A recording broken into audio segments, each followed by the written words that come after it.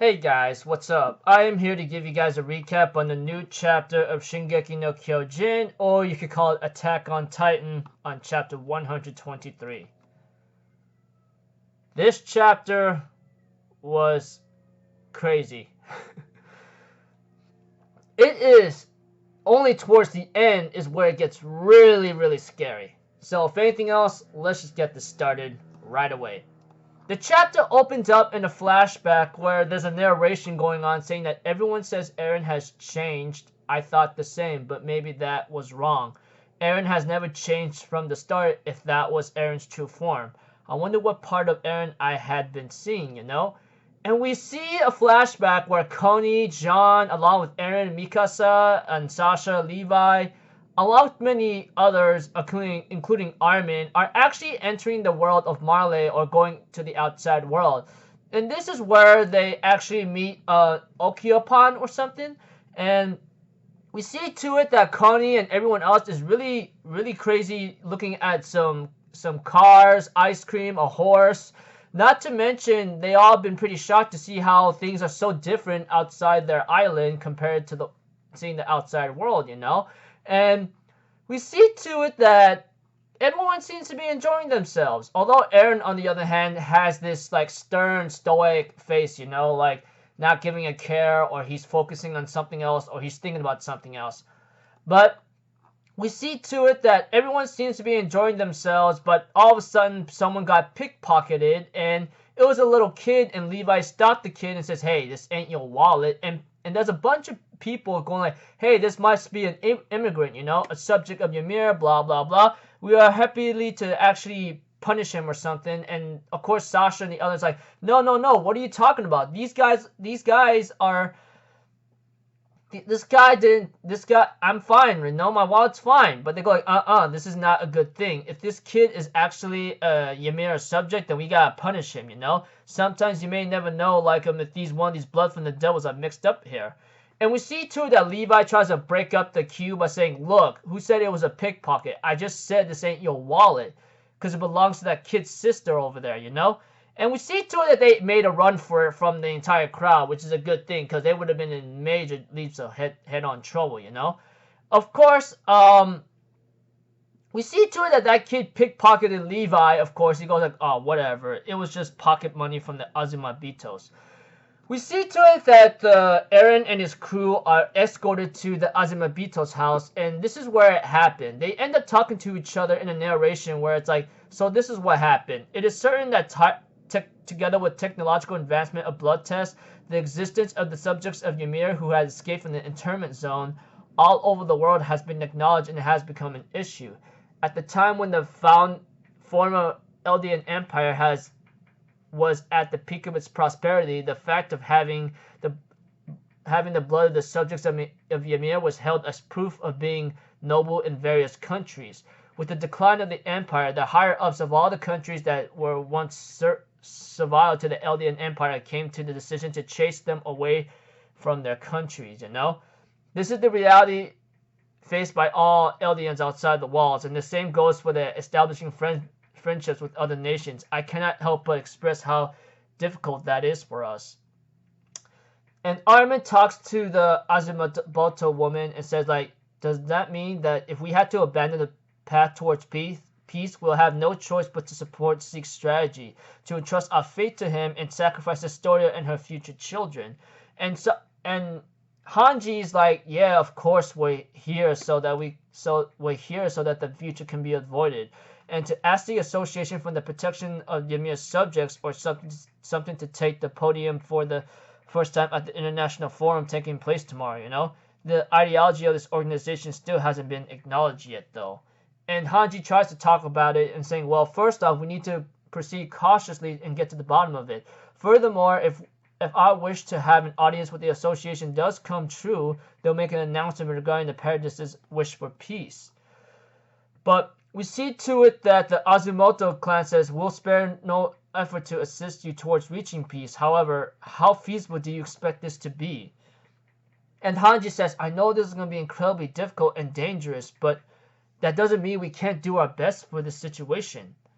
And we see to it that Mikasa asks, "Was Eren at?" And Eren goes outside right now. And it looks like to me he seems to have tears right now rolling down his eyes. I don't know what it is, but we see to it that Mikasa says, "Look, do you not understand you're the enemy's prime target? Everyone has been searching for you." And we see to it that that Mikasa stares at the boy who pickpocketed Eren's friend, and we see to it that Mikasa's like, "Isn't that the boy from the market? Did something happen?" And Eren's like, "No, nothing yet." And we see to it that Eren therefore explains to Mikasa, "This is where those who lost their homes from the war are living, the same as we were. One day, our everyday lives suddenly ended and everything was stolen from us. All of our freedom was stolen from us." And Eren asks Mikasa this question, "Mikasa, why do you concern yourself with me so much?" And Mikasa's like, "What are you talking about?" And Eren continues to pressure the question to Mikasa and asks her, "Is it because you saved me? Because you were saved by me as a child, or is it because I'm family? What am I to you, huh?" And Mikasa therefore tells Eren, like, "You are my family." And we see to it that some stranger decides to ask Mikasa and Eren in a strange language to, like, come celebrate with us, And we see to it that Eren and his friends end up having a feast with these strange people, and they seem to be enjoying themselves. They seem to be drunk and having fun, and they seem to be drinking themselves to death to a point that they all knocked out. Even freaking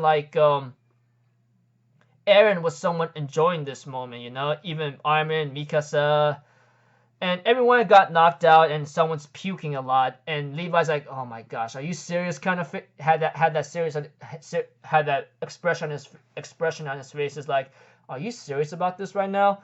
And later we end up seeing a scene where some guy making a speech by saying, "We desire support for the refugees of the subjects of Ymir. The fact that they are Eldians or our dangerous perception of the Eldian Empire are irrelevant.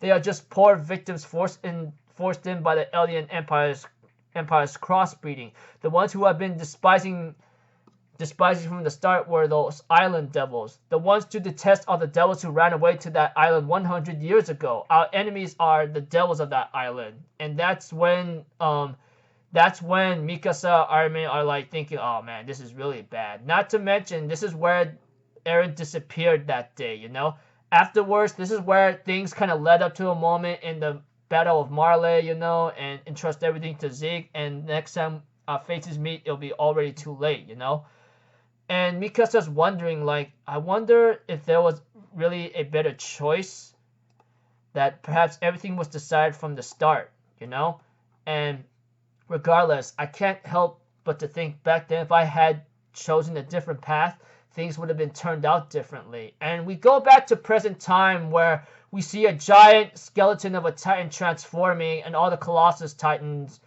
coming out of there, And we see to it that Mikasa's like, "What is that? This is way too big. It looked like it appeared from where Eren was, and this is..." And all of a sudden, Armin is trying to talk to Mikasa about "Hey man, Eren's taking control of the founding titan, and the rumbling was activated. That means it is from Eren himself. Eren is on our side, etc." And we see to it that what's her name, Yelena, ends up can only look on into despair and call out Zeke's and say Zeke's name, And we see to it that that all the while Maria is already collapsing with a colossal titan, and it's just destroying. And even Armin's like, "Yeah, this doesn't make any sense right now, If destroying the allied forces, this shouldn't require too much. Just Shiganshira's outer wall and just a few hundreds of the Titans should be more than enough. To think he launched an attack would make us even lose even the walls. If it's just to crush the allied troops missing in Marley, then it should just do that." But all of a sudden, there's a speech going on inside everyone's heads. I'll get to that in just a moment. It says, "To all the subjects of Ymir." And we see to it that Mikasa realized this is just Eren's voice right now. And therefore makes a speech in everyone's heads to all the subjects of Ymir, thanks to the founding titan. He therefore says, "My name is Eren Yeager. I'm using the power of the founding titan to address all of Ymir's subjects. The hardening of all the walls present on Paradise Island has come undone. and all Titans entrapped within them have started marching. My objective is to protect the people of Paradise, the island, the place where I was born and raised. However, there's a problem. The world wishes for the annihilation of the people of Paradise Island. However, the hatred has been swelling up for so long will certainly not end here. Nothing will end. The hatred, the anger, the rage, until not just the Paradisians, but all the Ymir subjects have been eliminated, and I reject that wish. And we see to it that Eren's face is shown on the last chapter and says this to everyone's heads by saying, "The wall Titan shall trample all earth outside of this island underfoot, until all life existing there has been exterminated from this world." And the chapter ends there. So it looks like the 80% of the chapter shows the flashback of Eren and his friends having to be outside the island and doing a couple things here and there, you know. And the last 20%, in my opinion, shows that Eren makes a narration and speech to everyone of the subjects of Ymir, and he's planning to use all the Titans, and I mean all the Wall Titans on the island, to exterminate every living being out there. He's planning to do mass genocide because the world has been hating the people of Paradise Island for so long. Hatred has been swelling up without any end until not just the Paradisians but all the Ymir subjects have been eliminated because the whole world hates them so much, you know? It's been swelling up. So until all of life is exterminated, everything will be trampled underfoot without end outside the island.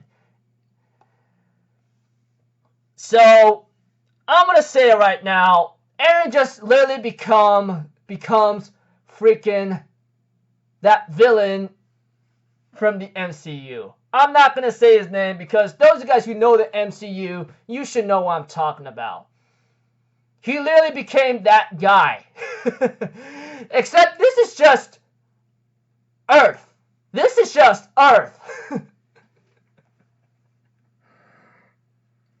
So, who's gonna stop this guy, dude? I mean, it's either Mikasa or Armin could talk through him, but that's about it. I mean, he's dead on set to ending the world, whether if it's to kill all of Eldians or all the subjects of Ymir, but, dude, he's literally gonna do mass genocide on everything outside the island. So pretty much all of innocent life and everything else are about to be killed off.